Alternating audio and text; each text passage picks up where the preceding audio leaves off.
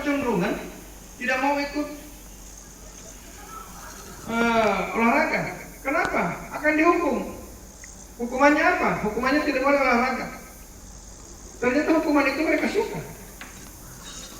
Lebih bagus. Tidak perlu olahraga, tidak perlu bawa baju olahraga. Hukumannya adalah dibiarkan merdeka, dibiarkan bebas. Sana kemari di kelas bercerita, ganti dan seterusnya, yang lain olahraga. Ternyata Bapak Ibu selaku penghukum, ternyata itu tidak mempan lagi. Ya, malah olahraga di hari berikut tidak memberikan dampak kepada mereka. Kenapa? Itu tadi, tidak ada keyakinan diri, tidak ada tanggung jawab, tidak bisa menghargai dirinya sendiri. Dia datang pagi itu karena ingin menghargai dirinya. Kalau dia sudah mempunyai keyakinan bahwa disiplin positif itu untuk dirinya, bukan untuk orang lain. Kalau dia sudah berdisiplin diri, dia tidak peduli dengan orang lain.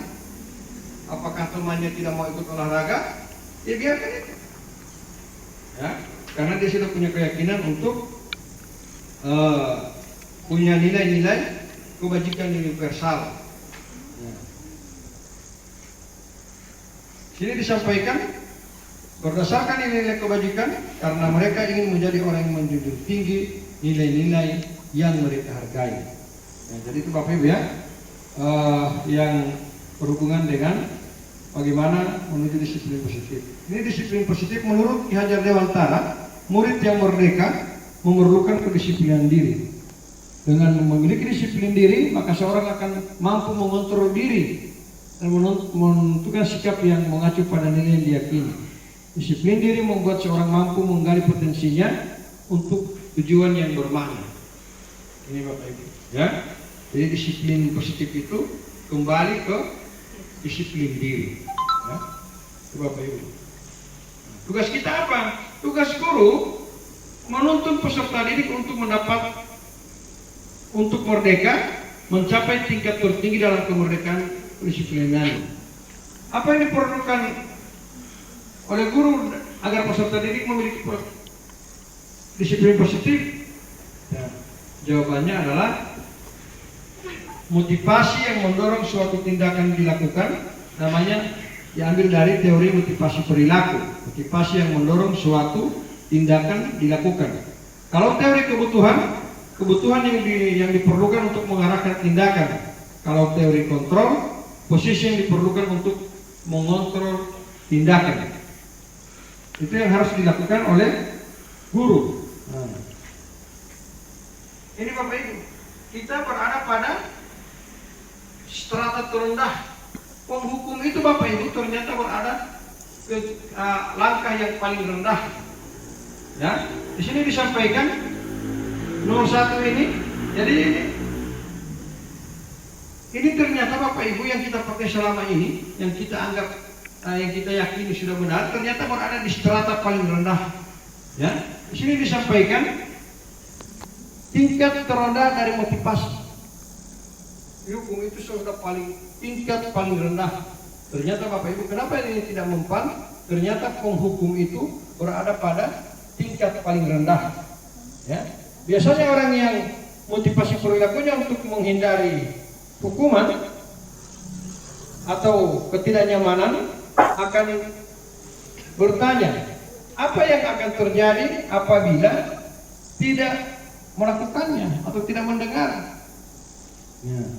Sebenarnya mereka sedang menghindari permasalahan yang mungkin muncul dari pengaruh pada mereka secara fisik, psikologi maupun tidak terpenuhinya kebutuhan mereka bila mereka tidak melakukan tindakan tersebut. Jadi ternyata Bapak Ibu yang kita lakukan selama ini berada pada strata paling rendah. Ya, sebagai penghukum itu sudah paling rendah. Jadi wajar jika yang dilakukan oleh Ibu Yuni Setiap Hasini itu tidak mempan, karena ternyata secara teori ini berada pada strata paling rendah. Hukum selesai. Ya. Yang akan berubah cuma yang menghindari ketidaknyamanan. oh ibu mau kasih balasan diri, oh ini besok. Cuma itu motivasinya. Kemudian motivasi yang kedua untuk mendapatkan imbalan. Nah, sudah meningkat. Ternyata orang yang harus diberikan penghargaan, dulu kita pernah melakukan kasih hadiah. Itu sudah lebih bagus dari sebagai seorang penghukum. Ya. Mendapatkan imbalan. Motivasinya untuk mendapatkan imbalan. Orang akan berbuat ketika ada imbalan. Orang akan mau menurut ketika ada penghargaan. Nah, disampaikan di sini, ini dia satu tingkat di atas penghukum. Artinya sudah lebih baik dari penghukum. Disediakan siapa yang bisa baca Asmaul Husna, ada hadiahnya. Itu motivasi yang berada di strata kedua. Ya. Nah, persoalannya, berapa lama kita menyediakan hadiah itu? Berarti tidak bisa dipakai dalam jangka panjang. Ya.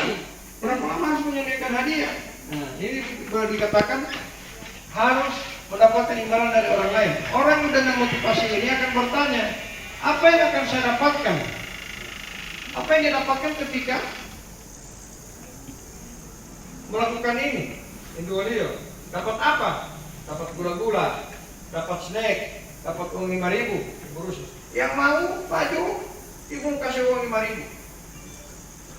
Sebentar, jemput di kelas 1, itu motivasi mendapatkan imbalan atau mendapatkan penghargaan.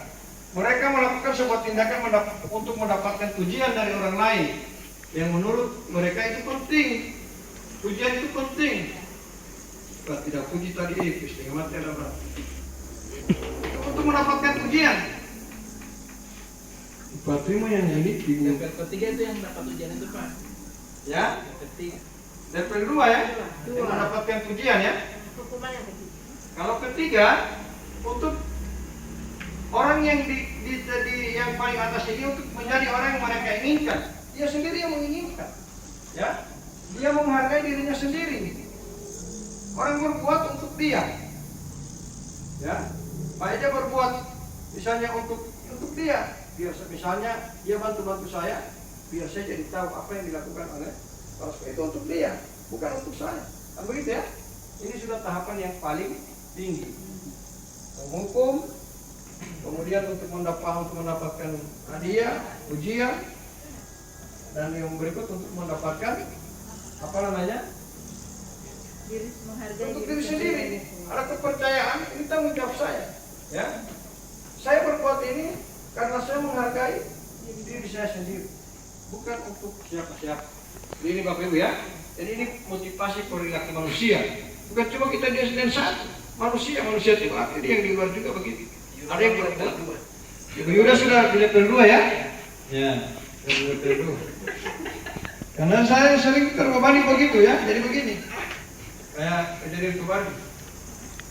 Saya tidak tahu kan ada Pak Timo itu kerjasama dengan Bu Lilis.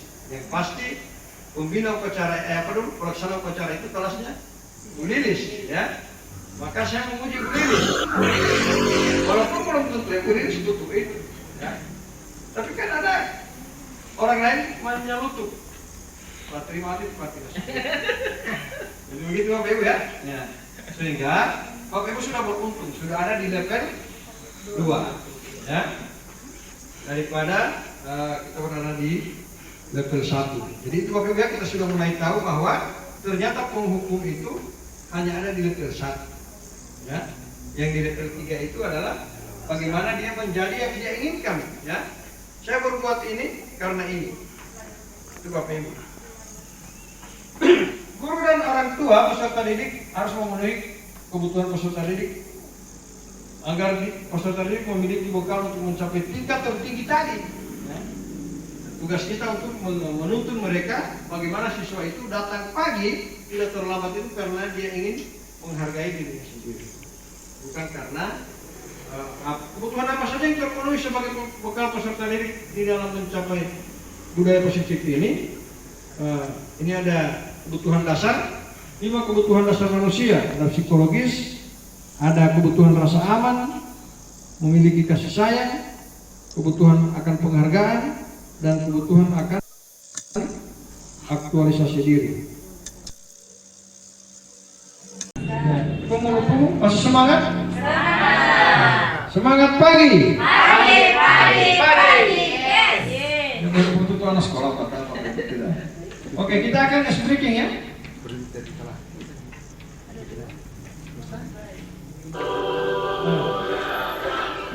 Roti.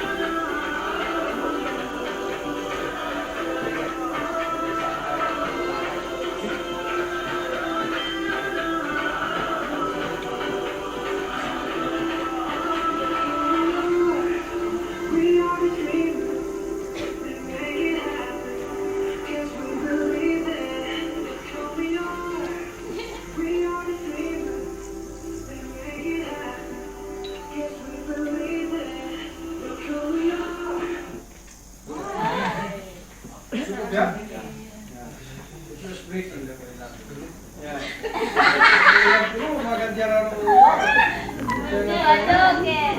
Ya. Terus breaknya yang berdiri ya.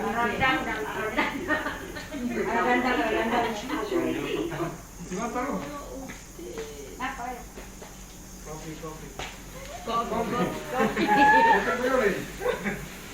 Kopi. Ini lagu-lagu yang berhubungan dengan Bapak Ibu ya.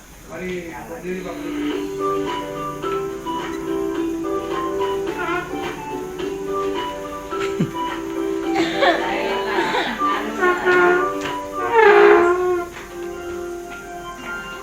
Tangan ke atas, menggapai bintang. Tangan ke samping, burung yang terbang. Tangan ke depan, ikan berenang. Duduk yang rapi, siap berdoa. Putar, tangan diputar. Gulung, tangan digulung. Ular melingkar di pagar bunga. Kanan, kiri, atas, bawah, siap berdoa. Satu jari kanan, satu jari kiri, ku gabung menjadi dua, ku buat jembatan panjang. Dua jari kanan, dua jari kiri, ku gabung menjadi empat, ku buat kamera cekrek. Tiga jari kanan, tiga jari kiri, ku gabung menjadi enam, ku buat menara tinggi. Empat jari kanan, empat jari kiri, ku gabung menjadi delapan, ku buat telinga kecil. Lima jari kanan, lima jari kiri, ku gabung menjadi 10, ku siap berdoa. Atas menggapai bintang, tangan ke samping, burung yang terbang. Tangan ke depan, ikan berenang. Duduk yang rapi, siap berdoa. Putar, tangan diputar. Gulung, tangan digulung. Ular melingkar di pagar bunga. Kanan, kiri, atas, bawah, siap berdoa.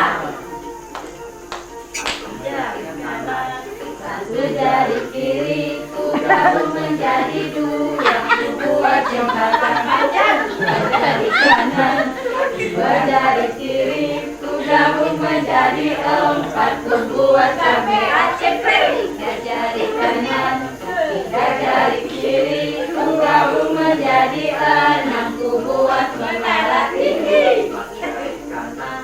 Empat jari kiri, ku gabung menjadi delapan, ku buat telinga kecil. jari kiri ku gabung menjadi 10, ku siap berdoa.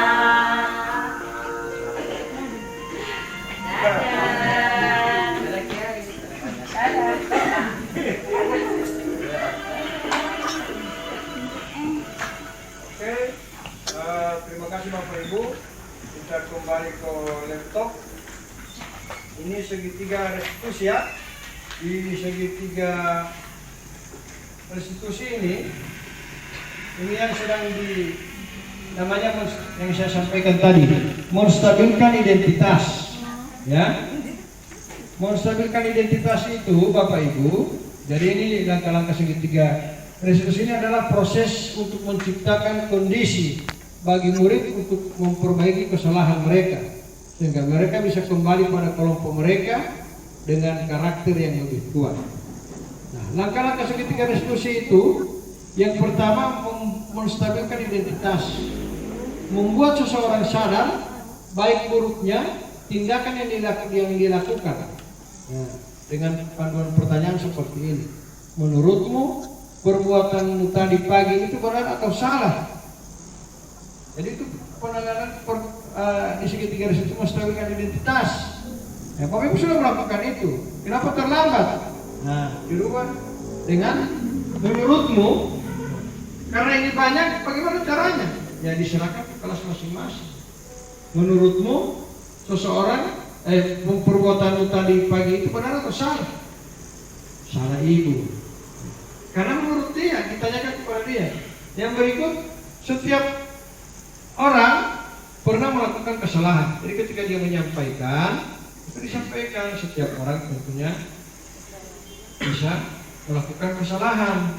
Nah, kemudian validasi tindakan yang salah, menanyakan motif. Nah, nanti di situ Ibu Yuri bertanya, kenapa terlambat? Itu motif. Atau yang saya lakukan itu ternyata kenapa terlambat? Disampaikan masih mantan kakak dulu Pak. Kakak di mana? Di SMA. Siapa yang Pak antar? Di Mama. Baru kenapa kan? Rumah di mana? Rumahnya di Tua. Kemudian kenapa tidak singgah dulu? Kakak tidak mau. Kakak tidak mau. Ya, harus di kakak dulu. Harus di kakak dulu. Ya, baru dia. Padahal saya inginkan dia dulu, baru dia kakak. Gitu. Ya. Yang berikut, disebutkan namanya. Yang saya lupa namanya. Misalnya begini, Randi pasti punya alasan mengapa melakukan itu. Tapi alasan, tapi kakak tidak mau. Itu alasan Bapak Ibu ya. Kemudian menanyakan keyakinan. Ya. Menanyakan keyakinan itu hal-hal yang tadi itu. Menurut dia apa dia berkesalahan, mau yang berikut validasi tindakan, menanyakan keyakinan itu, menanyakan tentang apa yang sudah disepakati di kelasnya. Bagaimana di kesepakatan kelasmu? Tidak boleh terlambat Pak. Itu kesepakatan kelas. Itu yang ditanyakan pada keyakinan, meyakini, ya.